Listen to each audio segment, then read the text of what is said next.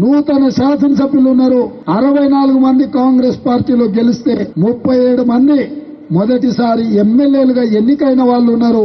అందులో ఈనాటికి కూడా ఆనాడు ఇందిరమ్మ ఇల్లు ఇచ్చిన ఒకే గదిలో నివసించే వాళ్ళు కూడా ఈ రోజు ఎమ్మెల్యేగా ఎన్నికై శాసనసభలోకి వచ్చిండ్రు అని అంటే డబ్బులుంటేనే రాజకీయాలలో రాణిస్తామన్న అపోహలను పక్కన పెట్టండి. ప్రజల మధ్యలకు వెళ్ళండి, ప్రజల సమస్యలు తెలుసుకోండి, ఆ సమస్యల పరిష్కారం కోసం పనిచేయండి. తప్పకుండా డాక్టర్ కావాలన్నా, లాయర్ కావాలన్నా, ఇంజనీర్ కావాలన్నా, ఐఏఎస్ ఐపీఎస్ కావాలన్నా ఎంత కఠోరమైన దీక్షతో మనం చదువుకుంటామో, ఒట్టి పరీక్షలు రాస్తామో అంతే కఠోరమైన దీక్షతోని ప్రజా జీవితంలోకి రండి. ఎందుకంటే ఈ దేశం మనది, ఈ దేశాన్ని నిర్మించుకోవాల్సిన బాధ్యత మనది.